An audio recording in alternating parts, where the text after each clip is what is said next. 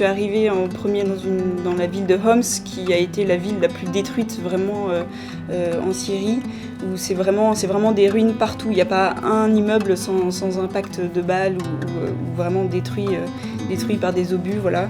Faire des nouveaux centres de sport, par exemple en Arménie, il y a beaucoup ça, parce que les jeunes aujourd'hui ne savent plus sourire, ça c'est assez impressionnant, le sourire a disparu.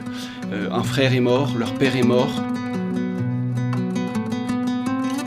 Bonjour à tous et bienvenue sur VA+.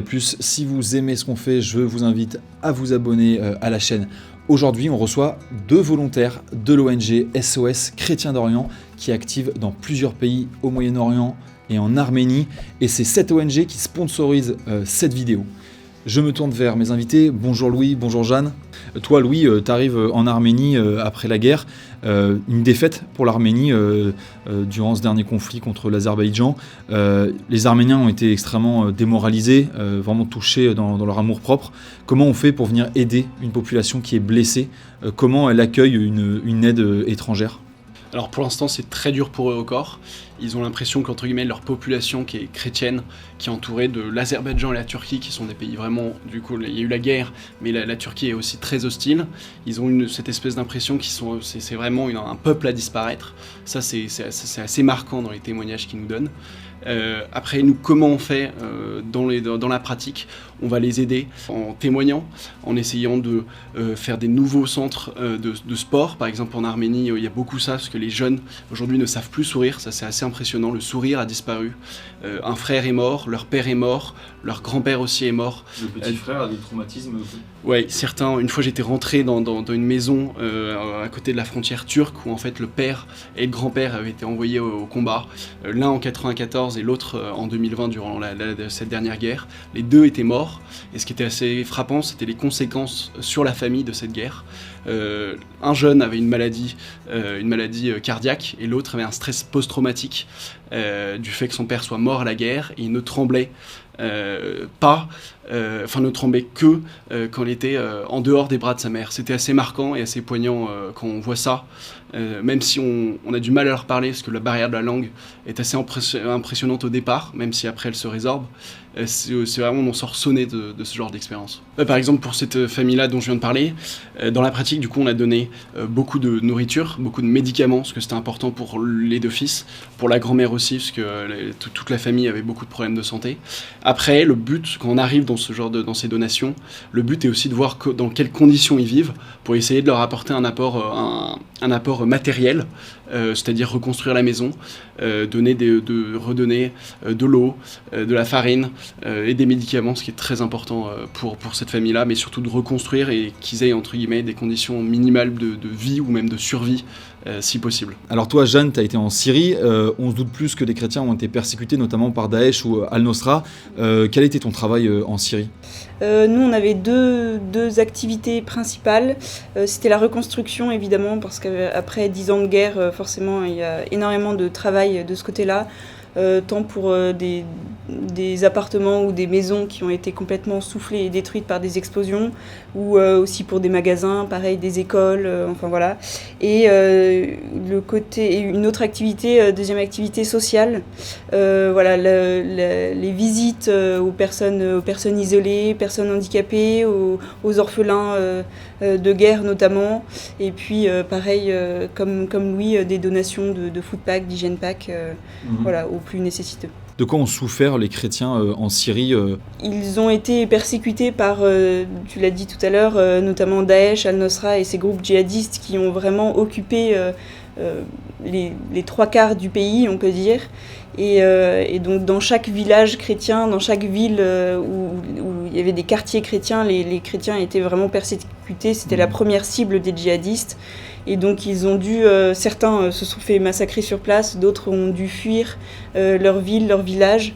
Et j'ai reçu beaucoup de témoignages de ces chrétiens-là qui ont dû fuir leur ville sous les tirs des snipers ou des choses comme ça. Et c'est très impressionnant et très émouvant à recevoir comme témoignage. Et alors, Jeanne, en Syrie, il est aussi question de reconstruction, comme tu disais. Comment vous faites comment ça se passe quand on arrive dans une ville en ruine ou un quartier en ruine? Par où on commence pour reconstruire un quartier? C'est assez fou, un quartier bombardé. Ça commence par quoi? Déjà, c'est très difficile de fait d'arriver. Moi, je suis arrivée en premier dans la ville de Homs, qui a été la ville la plus détruite vraiment en Syrie, où c'est vraiment des ruines partout. Il n'y a pas un immeuble sans impact de balles ou vraiment détruit par des obus, voilà. Et donc on choisit, alors les ingénieurs avec lesquels on travaille choisissent tel ou tel appartement, telle ou telle maison pour lesquelles on va travailler. Et donc là, on arrive, c'est vrai qu'on est un peu démunis, on se dit, mais il y a 2 mètres de gravats, qu'est-ce qu'on va faire? Et en fait, on choisit une pièce et on sort des tonnes et des tonnes de gravats, vraiment. Et ça on l'a fait beaucoup, et c'est toujours impressionnant. C'est toujours impressionnant. Et dans ces cas-là, les familles ont fui, j'imagine, elles sont parties. Très concrètement, si vous remettez une habitation dans un état habitable, on rappelle la famille propriétaire, on est obligé de la donner à un habitant. Comment ça se passe du coup pour les habitants pour revenir? Parce que c'est ça le but, c'est que les gens puissent revenir habiter dans ces logements. Comment vous faites? Alors en fait, généralement, ce sont les habitants eux-mêmes qui sont en contact avec leur paroisse, et c'est comme ça que SOS Chrétiens d'Orient arrive à savoir quelle famille exactement a besoin d'aide, de quoi exactement. Et donc souvent c'est les paroisses, les prêtres qui nous contactent, ils nous disent voilà, telle famille, ils ont fui pendant la guerre, leur appartement est dans tel quartier, ils auraient besoin d'aide, etc. Et là, à ce moment-là, on va visiter l'appartement ou la maison et on va voir ce qu'il y a à faire. D'ailleurs, si vous voulez rejoindre les missions SOS Chrétiens d'Orient, que ce soit au Moyen-Orient ou en Arménie, au Liban, en Syrie, on vous met le lien dans la description pour que vous puissiez postuler et pourquoi pas aller vivre cette expérience. D'ailleurs, je me retourne vers vous. Alors on voit que quand vous arrivez sur place, vous êtes face à des situations d'extrême détresse, donc une population qui est traumatisée, un pays qui est en ruine. Qu'est-ce qui vous a poussé à aller là-bas et à donner, 6 mois, 8 mois pour toi, je crois, de votre vie en aide, parce que vous n'étiez pas rémunéré, vous étiez bénévole. Qu'est-ce qui vous a poussé à vous rendre sur place pour faire ça, Louis? Alors moi, c'était d'un côté, j'avais raté mes concours et j'avais besoin de prendre une année pour moi. Quand je dis année pour moi, c'est surtout une année pour donner et pour servir une cause et servir des populations. Et du coup, SOS Chrétiens d'Orient était aussi la prolongation entre guillemets d'engagement précédent aux scouts, dans des écoles ou avec le diocèse. Et pour moi, c'était une évidence de partir avec cette association et de servir les chrétiens d'Orient pour, entre guillemets, essayer aussi le but final de retisser les liens entre les chrétiens d'Orient et nous, les chrétiens d'Occident. Toi, Jeanne, plutôt que faire un road trip en Australie, tu as opté pour la Syrie. Pourquoi ? J'ai opté pour la Syrie. Alors pareil, je partais à la fin de mes études et donc j'ai décidé de prendre un an. Je comptais partir d'ailleurs un peu en road trip en Afrique et finalement c'est... road trip en Syrie entre les chars d'assaut en ruine. Le Moyen-Orient qui m'a attiré. La Syrie, c'est un pays qui m'a toujours beaucoup attiré par son histoire, par sa situation géopolitique. Et il faut savoir que c'est aussi un des premiers pays chrétiens avec l'Arménie, l'Éthiopie. Enfin, c'est aussi un pays qui fait vraiment partie de la Terre Sainte. Et donc c'est un pays qui m'intriguait et les gens qui vivent là-bas m'intriguaient. Et comme c'était difficile depuis longtemps de savoir ce qui se passait vraiment, je voulais moi aussi voir de mes propres yeux ce qu'on pouvait faire pour les gens qui souffraient là-bas depuis 10 ans. Et donc c'était l'occasion et SOS Chrétiens d'Orient était la parfaite association pour partir. C'est, il me semble, la seule association qui envoie des volontaires en Syrie. Ouais, et d'ailleurs, tu voulais découvrir, en savoir plus sur la Syrie. Donc voilà, tu as rencontré ces descendants des premiers chrétiens. Qui ils sont, ces chrétiens syriens, comment ils vivent leur foi, très concrètement. Voilà, c'est quel genre de chrétiens comparé à nous en Europe? De base, je pense que c'est le peuple syrien en entier, qu'il soit chrétien ou pas, qui est un peuple très bienveillant, très accueillant. Donc c'est très agréable quand on arrive là-bas, on est vraiment accueillis à bras ouverts vraiment les gens nous donnent tout ce qu'ils ont, le peu de choses qu'ils ont, ils nous le donnent, nous l'offrent, le peu de café, le peu de thé. Et en fait les chrétiens ont cette différence avec la population musulmane, une joie de vivre et une espérance qui est, je trouve, hors du commun malgré voilà, tout ce qu'ils ont vécu ces dernières années. Et en fait, moi je m'attendais plus à trouver des gens vraiment ultra meurtris en fait ils le sont et ça se voit même physiquement, comme tu disais pour les Arméniens, ils ont du mal à sourire, certains sont vraiment traumatisés, mais ils arrivent quand même je pense qu'ils ont cette vie de la foi qui vit en eux et en fait c'est vraiment leur communauté chrétienne qui les soutiennent. Ils vivent toujours avec leur paroisse entière, ils connaissent tous leurs prêtres par cœur et ils se soutiennent. Vraiment, tout le monde se soutient et tout le monde se serre les coudes pour survivre, continuer à vivre et recommencer à vivre, recommencer à reconstruire leur pays. Et c'est assez impressionnant de voir ça, on ne s'y attend pas forcément. D'accord. Louis, tu as été aussi en Irak et tu as fait face un peu à cet effacement culturel que subissent les chrétiens. Vous avez aussi travaillé à la reconstruction de cet héritage. Oui, ce qui était assez frappant, c'est que entre 2014 et 2017, Daesh, son but c'était vraiment de détruire l'héritage culturel chrétien des Irakiens, et SOS Chrétien d'Orient s'employait vraiment à reconstruire les églises, tous les monuments des croix, tous les monuments en lien avec la chrétienté, et surtout aussi par exemple on avait d'autres projets sur notamment de réhabilitation de manuscrits, de petites croix, de petits objets en lien avec les chrétiens d'Orient, et ça c'est vraiment une part importante du travail de SOS Chrétien d'Orient aujourd'hui en Irak qui est très importante. Ouais, on se souvient des images de Daesh qui frappait, qui détruisait toutes les croix, qui frappait les statues, qui effaçait les visages sur les peintures, les icônes. Quelle a été l'ampleur des dégâts ? L'ampleur des dégâts était assez importante, surtout sur la plaine de Ninive, c'est-à-dire Mossoul, Karakosh. On a beaucoup de témoignages qui nous ont montré que les gens n'avaient plus de maison, les églises étaient toutes détruites complètement, ou comme en Syrie, il n'y avait plus que les murs porteurs et encore.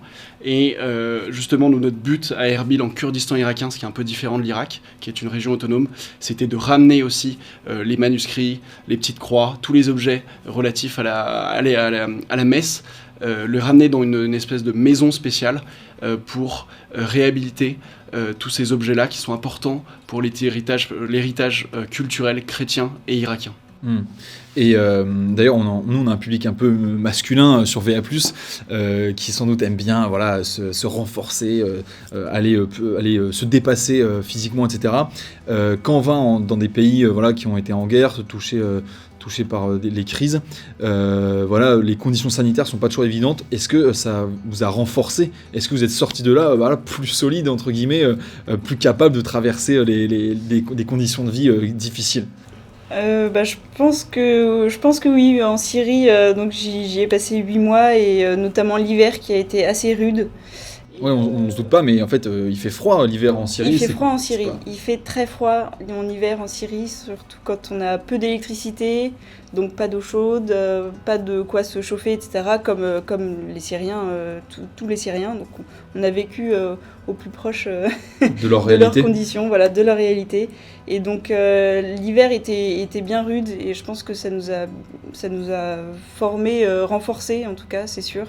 Et en à peine un mois, on passe d'un hiver très froid à un été très très chaud. Donc ces conditions climatiques sont dures aussi. Ouais, parce que le carburant, l'électricité sont rationnés entre guillemets, il y a des coupures, et donc il faut faire sans pendant toute une partie de la journée. Comment on fait ? On s'organise, on sait à peu près quand l'électricité va arriver, pour combien de temps, etc. Après, ça nous est arrivé de passer 1 ou 2 journées sans électricité, sans batterie sur nos téléphones. On y survit, quoi. On y survit. Ça va. Louis, toi en Arménie, voilà, tu as fait face à la réalité sociale de ce pays, notamment sur les handicapés. La société arménienne n'a pas le même rapport forcément aux handicapés que nous, on peut avoir, du moins la vision chrétienne. Quelle a été votre action auprès des handicapés arméniens ? Oui, c'est vrai que c'est assez frappant, parce que quand on arrive, le pays est à grande majorité chrétienne, avec 99% de chrétiens là-bas. Et c'est vrai qu'ils ont un peu le rapport et la vision que nous on avait il y a 5 siècles. C'est-à-dire qu'ils n'acceptent pas l'handicap et même ils les rejettent. C'est-à-dire que les personnes ayant des gros handicaps sont accueillies après par des sœurs, et du coup, d'où notre action, particulièrement dans la région du Chirac et de Goumri, d'aller aider ces sœurs au quotidien, dans les couvents, dans les maisons, pour aider les handicapés, pour jouer avec eux, pour aussi leur apprendre un peu l'anglais, pour tout simplement sortir avec eux, les balader aussi, parce qu'il y en a qui ne peuvent pas se déplacer, et ils ont des handicaps qui sont bouleversants, et notre action c'est vraiment de la présence, et après en fonction de leur handicap les aider au plus dans des cours d'anglais, voilà. Est-ce que les Arméniens sont poussés par la situation à quitter le pays ? Est-ce que tu le sens ça ? Et c'est un peu le but de votre action, c'est de les faire rester. Mais est-ce que il y a cette forte poussée vers l'exil ? Alors oui, c'est vrai qu'il y a une forte diaspora entre la France et l'Arménie, mais justement après cette guerre en novembre 2020, justement on voit beaucoup de personnes qui restent en Arménie et qui veulent aider à reconstruire toutes les régions, surtout celle de Goris, celle qui est proche de la frontière iranienne, et surtout des zones de combat avec l'Azerbaïdjan. Et c'était assez frappant de se dire, les combats ont lieu, je reviens pour reconstruire ce pays. Et ça c'était frappant, et nous on était vraiment émus de ce genre de situation. D'accord. Eh ben merci à tous les deux pour votre témoignage, et je vous rappelle que voilà, si vous voulez vivre cette expérience du volontariat, vous pouvez vous engager avec l'ONG SOS Chrétien d'Orient. Vous aurez le lien dans la description, et merci à tous.